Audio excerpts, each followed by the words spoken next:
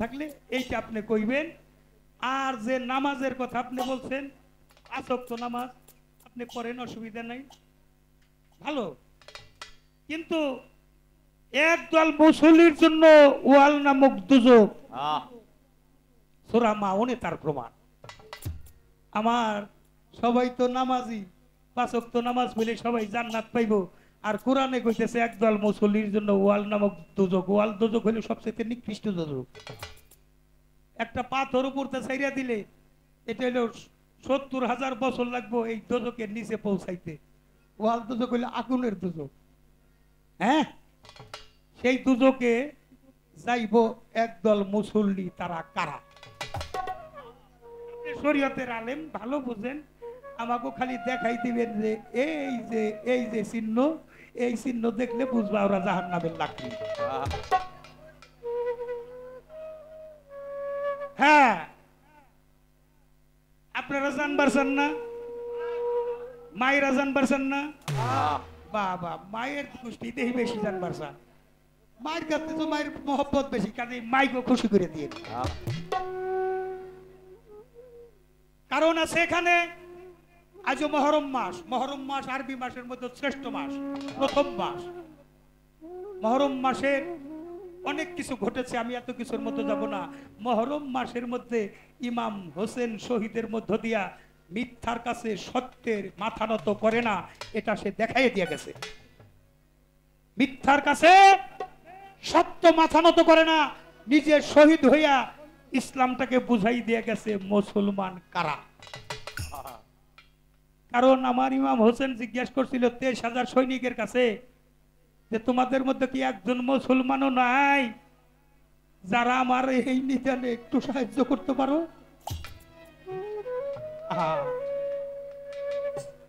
23,000 সৈনিক আমার দয়াল নবীরে, কিন্তু ভিন্ন ধর্মীরা কেউ মানে নাই। মারছে কারা? তারাও মুসলমান, তারা হইলে এজিদি মুসলমান।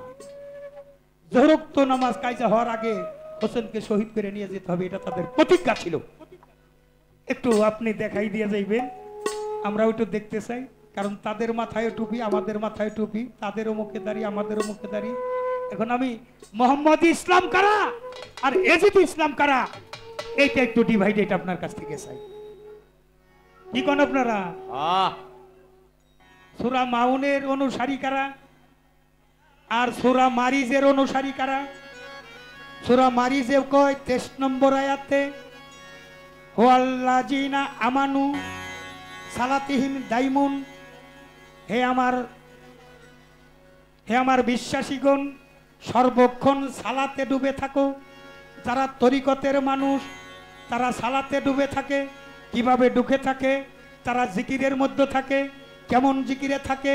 শ্বাস প্রশ্বাসের জিকির, যেটা নফি ইসবাতের জিকির। নফিতে দম টানে, আল্লাহ নামে টানে, হু নামে ছাড়ে, রাসূল নামে দম টানে, আল্লাহ নামে ছাড়ে।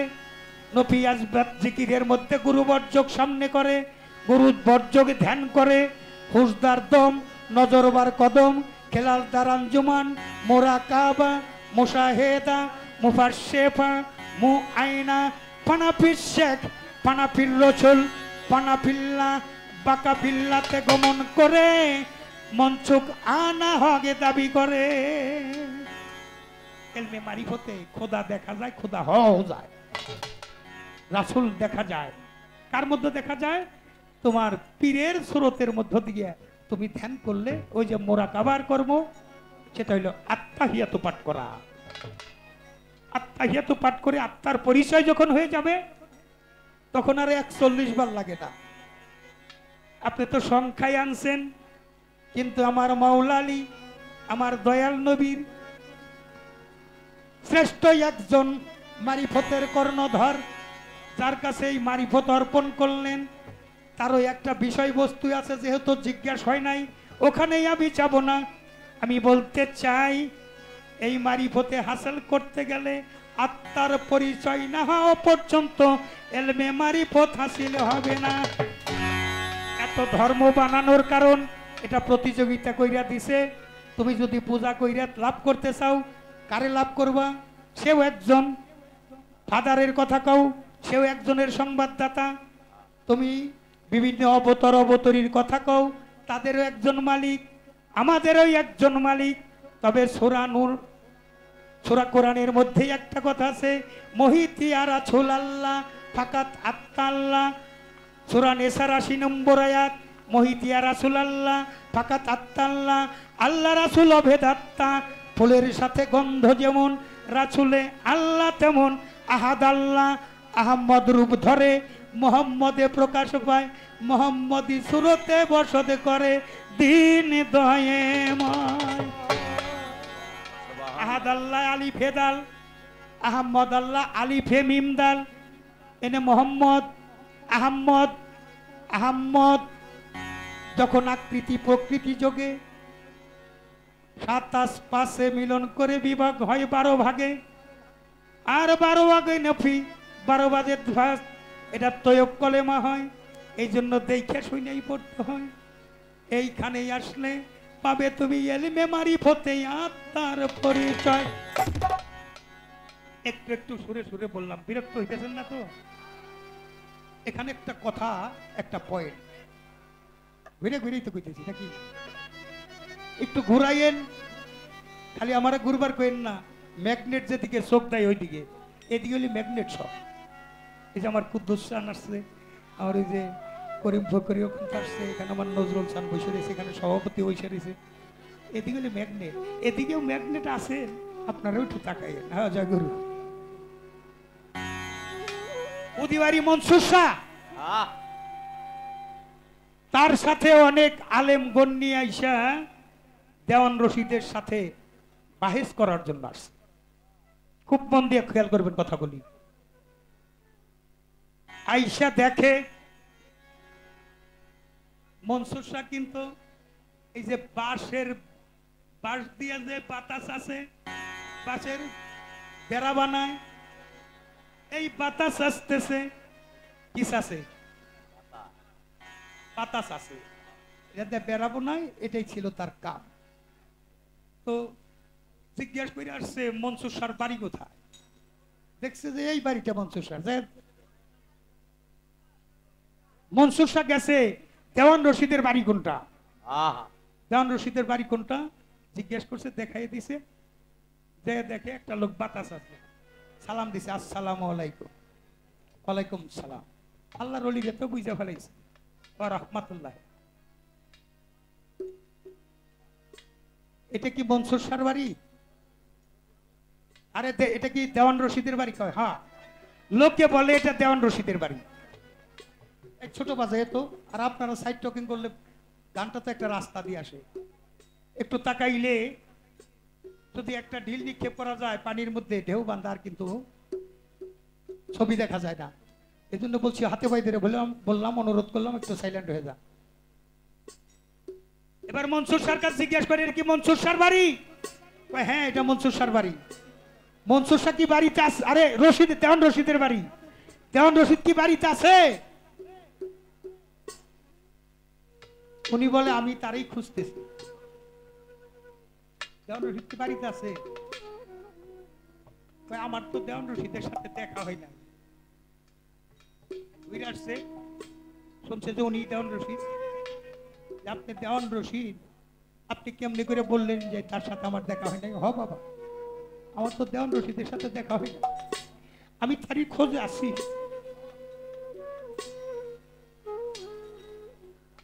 ও বাবা, তুমি তো মনসুর শাহ আলেম, তুমি আমার সাথে বাহেস করতে আসছো।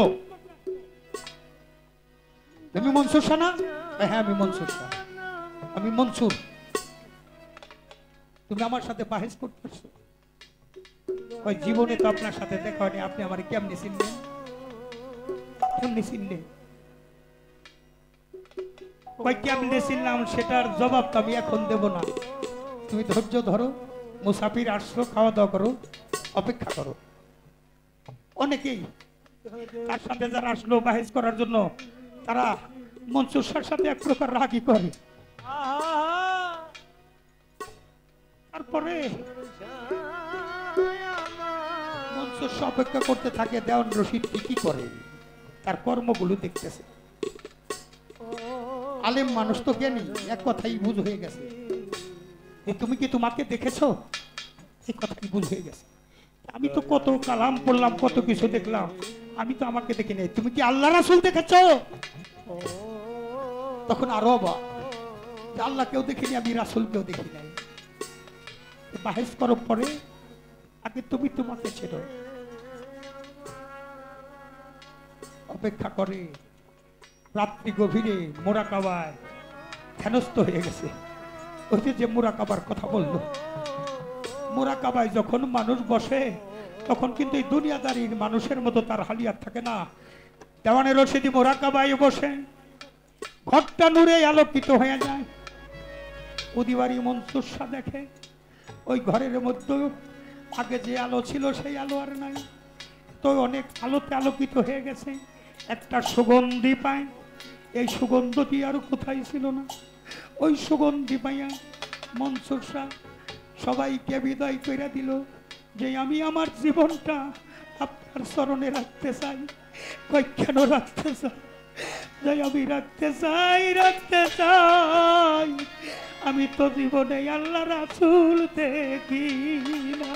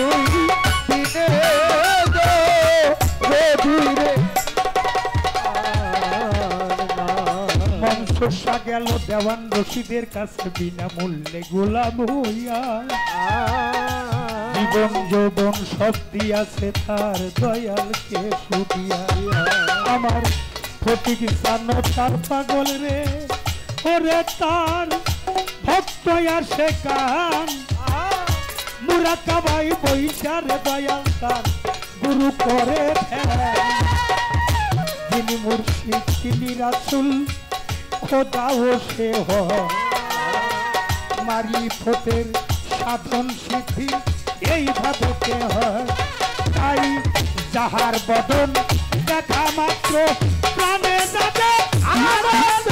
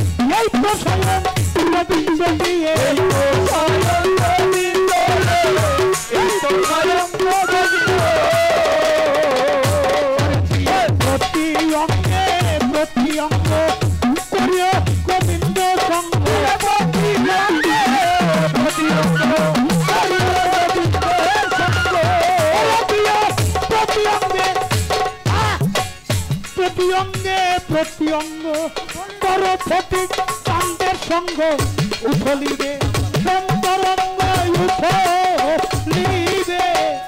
উঠলিবে প্রেমতরঙ্গ তাপিত প্রাণ শীতল হবে জানো না রে ও ভ্রান্ত মন কিসে গুরুর ভজন হবে জানো না রে ও ভ্রান্ত মন যার সঙ্গে নাই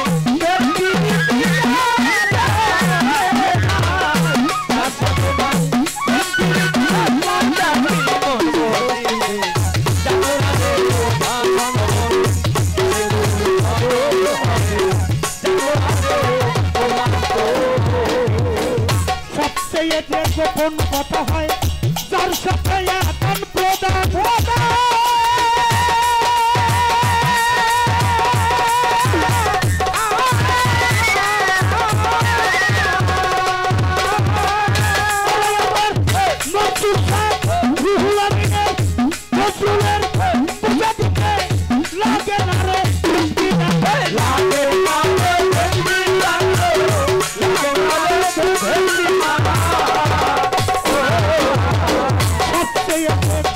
কথা হয় যার সাথে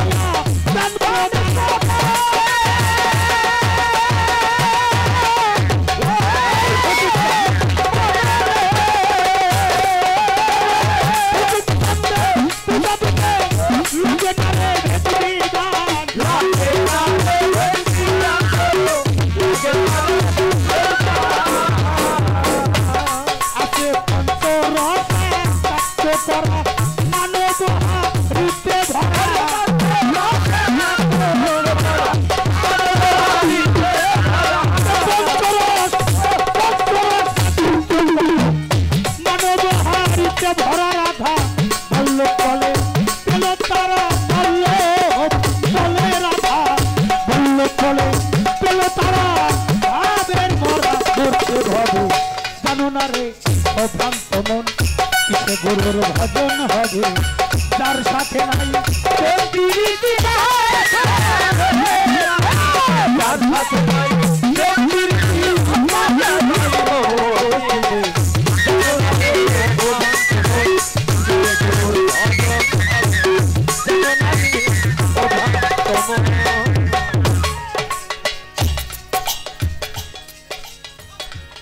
সবচেয়ে যে গোপন কথা ওরে হয় যার সাথে